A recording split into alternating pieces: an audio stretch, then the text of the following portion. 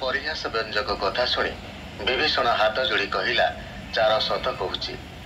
ହନୁମାନ ଆସିବା ଓ ବାରିକି ରାମ ବିନାଶିଥିବା କଥା ଭୁଲି ତୁ ବଣା ହେଉଛୁ।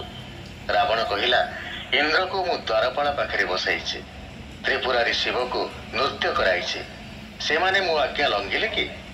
ବଜ୍ର ଆଉ ଶୂଳ ମୋ ଲୋମଭଙ୍କା କରିପାରେ ନା, ବାନର ଓ ନର କ'ଣ କରିପାରିବେ?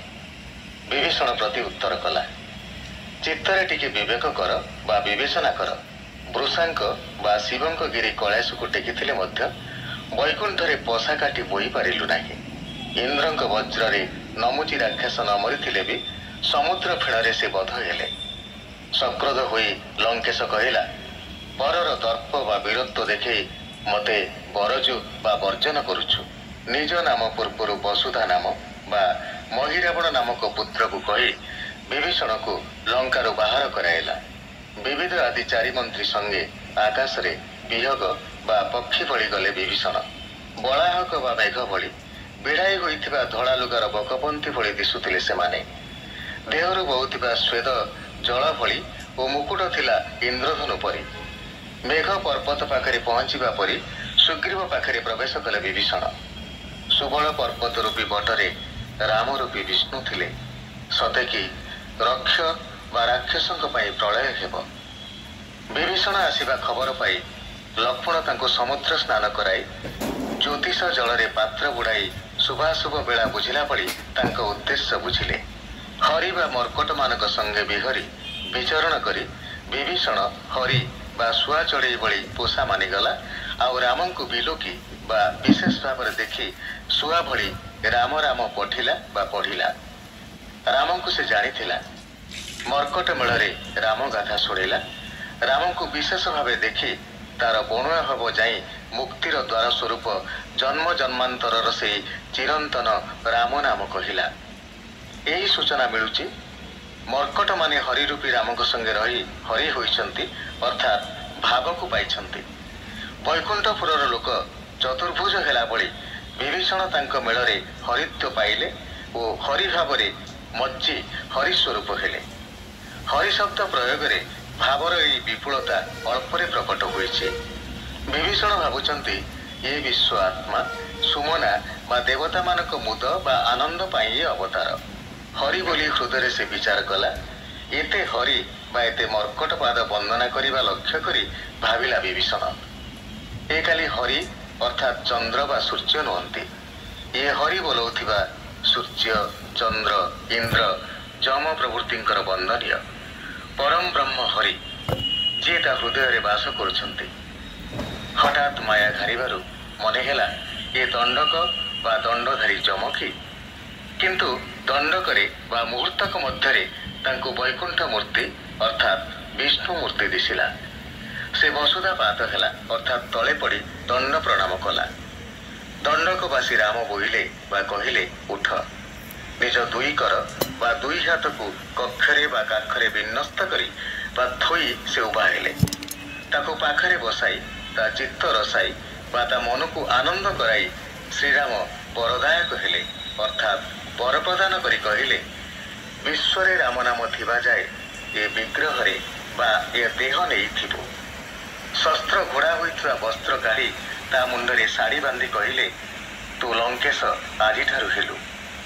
ବିଧି ମତେ ଲଙ୍କାର ବ୍ୟବସ୍ଥା କଥା ପଚାରିବାରୁ ବିଭୀଷଣ ସବୁ କଥା କହିଲେ। ରାବଣ କିପରି ବିରଜା ମଣ୍ଡଳ ବା ଆମ ଉତ୍କଳର ବିରଜା ଦେବୀଙ୍କ ଅଞ୍ଚଳ ଆସି ବ୍ରହ୍ମାଙ୍କ ବରରେ ବଳିୟାନ ହେଲା ତାହା ବର୍ଣ୍ଣନା କଲେ। ଏଇଠି ଶେଷ ହେଲା ବୈଦେହୀଶ ବିଳାସର 39 ଛାନ୍ଦ।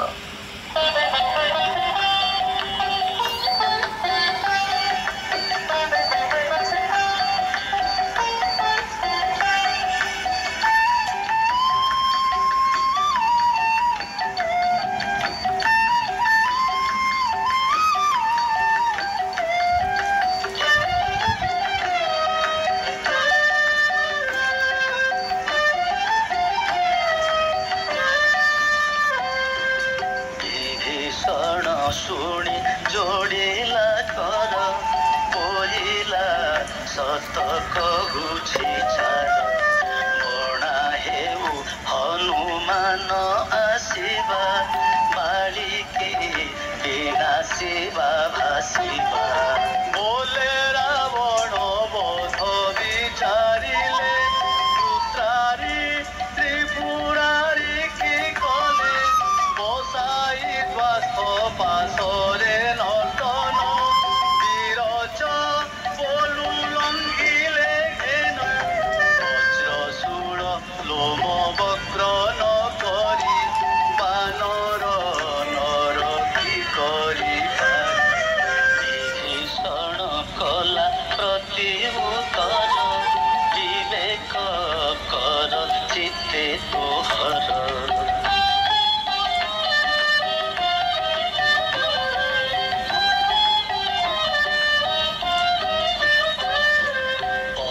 ନ ପାରିଲୁ ପୋଷା କାଠିକି କୃଷାଙ୍କ ଗିରି ଥିଲୁ ଯେ ଦେଖି ବଜ୍ରରେ ନମୁଛି ଦୈତ୍ୟ ନ ବୋଲା ବାରିର ଫେନେ ବୋଧ ବୁଝିଲା ବୋଇଲା ଲଙ୍କେ ଶତ କ୍ରୋଧ ହୋଇ ବରଜୁ ପରଦର୍ପ ଦେଖାଇ ବସୁଧା ଯୁକ୍ତ ନାମକୁ କହି ବାହାର କରି ଲଙ୍କାରୁ ଦେଇ ବିବିଧ ଆଦି ଚାରି ମନ୍ତ୍ରୀ ସଙ୍ଗେ ଗୃହ ଗତି ନ ହରି ରଙ୍ଗେ କଳାହକ ପ୍ରାୟ ଦିଶେ ଦିଶନ୍ତି ବିଢାଣ ପାଶ ସେବକ ପନ୍ଥୀ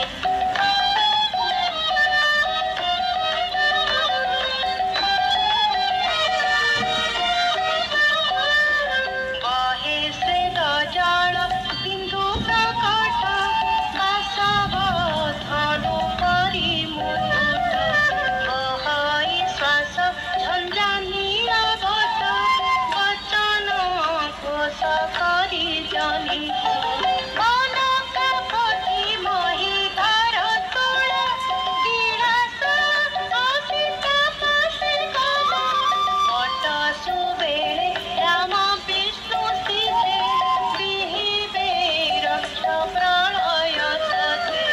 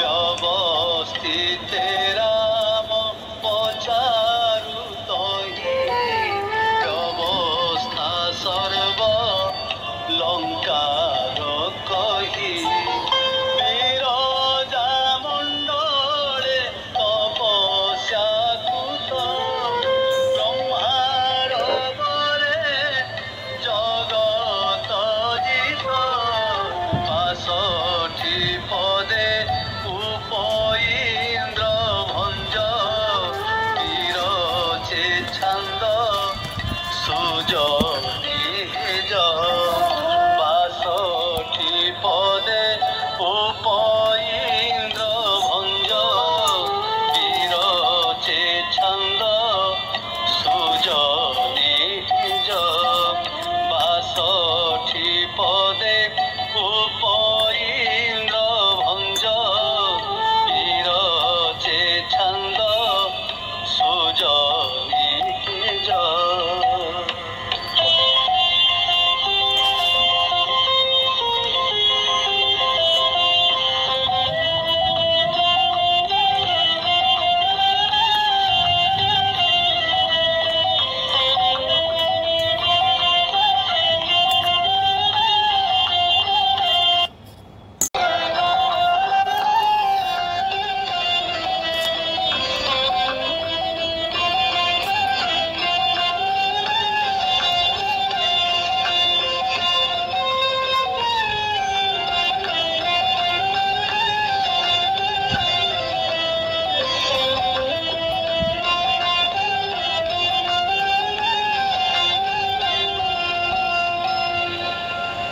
ଚାଳିଶ ଛାନ୍ଦର ଆରମ୍ଭରେ ଏଥରକ ସୀତା ପ୍ରାପ୍ତି ପାଇଁ ରାମଙ୍କ ଆଶା ବଢ଼ିଲା।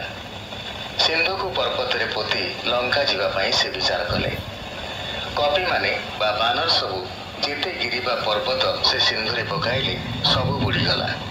ଟିକେ ବି ବୁଦ୍ବୁଦ ନ ଦିଶି ଜଳରୁ ଗଭୀରତା ହେତୁ ଫ ଫ ଧ୍ୱନି ଶୁଭିଲା। ବିସ୍ମୟ ହୋଇ ପ୍ରଭୁ ନିଶ୍ୱାସ ତେଜିଲେ। ବରୁଣକୁ ପ୍ରସନ୍ନ କରିବା ନିମନ୍ତେ ଦର୍ଭ ଶୟନେ ଅର୍ଥାତ୍ କୁଶ ଘାସ ଶଯ୍ୟାରେ ଶୋଇଲେ ଓ ଅସନ ବା ଭୋଜନ ବିନା ଉପବାସ ରହିଲେ। ଏଣେ ଦଶଶିର ରାବଣ ମନ୍ତ୍ରୀ ଶୁକ ଓ ସାରଣକୁ ଚାର କରି ବରଗିଲା ଅର୍ଥାତ୍ ଦୂତ ରୂପେ ପଠାଇଲା। କହିଲା, ବିଭୀଷଣକୁ କହିବ, ଜ୍ୟେଷ୍ଠ ଭ୍ରାତା ପିତା ପରି ତା ବାଣୀ ବା କଥାକୁ ପିତା ବା ତିକ୍ତ ବୋଲି ମଣିଲା କାହିଁକି?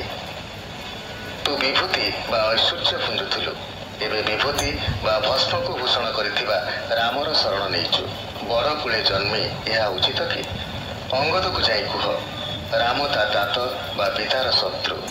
ବାଦ ରଚାଇ ବା ବିବାଦ କରାଇ ପିତୃବ୍ୟ ସୁଗ୍ରୀବ ସହ ସୈନ୍ୟ ବାଉଡ଼ାଇ ନିଅ। ରାବଣ କହିବାରୁ ତିଣ୍ଟୋଇ ପକ୍ଷୀ ହୋଇ ସାଗର ଜିଣି ଦୁହେଁ ଗଲେ ଆଉ ଧରା ପଡ଼ିଲେ। ବଧ ଭୟରେ ପଳାଇ ରାବଣକୁ କହିଲେ, ଅନୁଜ ବିଭୀଷଣ କହିଲେ ମୁଁ ଯିବି, ସେ ସୀତାଙ୍କୁ ଆଣି ସମର୍ପି ଦେଉ। ଅଙ୍ଗଦର ବଜ୍ର ଚାପୁଡ଼ାରୁ ବର୍ତ୍ତି ଆସିଛୁ। ରାମଙ୍କ କୁଶ ଶଯ୍ୟା ଓ ବରୁଣକୁ ପ୍ରାର୍ଥନା ଶୁଣି ହସିଲା ରାବଣ। ଏତେ ଦୁର୍ବଳ ମୋର କ'ଣ କରିବ? ଏଣେ ସମୁଦ୍ର କିଛି ନ ଶୁଣିବାରୁ ବିପୁଳ ଚାପ ବା ଧନୁ ଧରିଲେ ଶ୍ରୀରାମ। ବାଟ ଦେଖା, ନହେଲେ ଲୋପ ହେବୁ, କୋପରେ କହିଲେ ଶ୍ରୀରାମ। ଭୟରେ ଜହ୍ନ ତନୟା ଗଙ୍ଗା ଭାବିଲେ ମୁଁ ବିଧବା ହୋଇଯିବି। ସମୁଦ୍ରରେ ଥିବା ଜଳଚରମାନେ ବ୍ୟତିବ୍ୟସ୍ତ ହେଲେ। ସମୁଦ୍ର ବେଳାରେ ସୁଦର୍ଶନ ବା ଜାମୁଗଛ ଭଳି ରାମଚନ୍ଦ୍ର ଶୋଭା ପାଉଥିଲେ। ବରୁଣ କହିଲେ, ତୁମେ ବିରାଟ ମୂର୍ତ୍ତି ଧରି ଲକ୍ଷ୍ମୀ ପ୍ରାପ୍ତ ହୋଇଥିଲ। ଏବେ ସେହି ବିରାଟ ମୂର୍ତ୍ତି ଧରି ବାରିଥି ଗର୍ଭସ୍ଥିତ ଲଙ୍କାରେ ଏବେ ରହିଥିବା କମଳରୂପୀ ସୀତାଙ୍କୁ ଉଦ୍ଧାର କରିବ।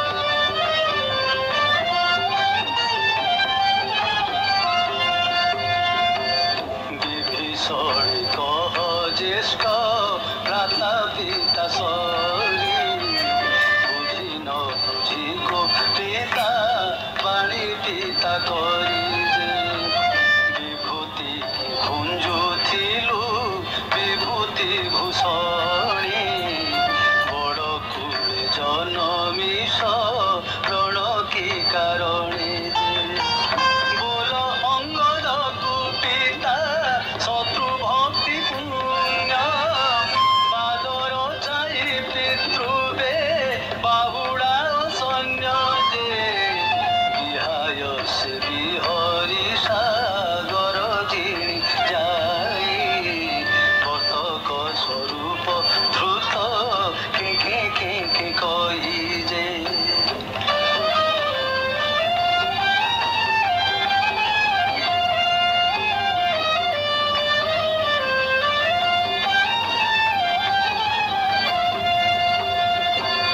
বিখ্যাতি করু বিংশতি কর কহিবার বোধ উভয় ভୟରେ পড়াই শত্রুর যে বাহুড়ি রাবণে কহি শুণ দেবরি বহিলা অনুজ ଯିବେ ସୀତାଙ୍କୁ ସମର୍ପୁଜେ ବଞ୍ଚିଲୁ ଅଙ୍ଗ ଦେ ଅଙ୍ଗ ଦେବାରୁ କି ଧର୍ମେ ବଜ୍ରାଘାତ ସମତଳ ପ୍ରହାରିଲା ଜମେ ଯେ ଆଜି ଥିଲେ ଚୂର୍ଣ୍ଣ ବା ପାତାଳେ ଭଜିଥିବ ପିଣ୍ଡ ଭାନୁ ଦୋଷୀ ହେଲେ ବଞ୍ଚାଇ ଦଇବ ଯେ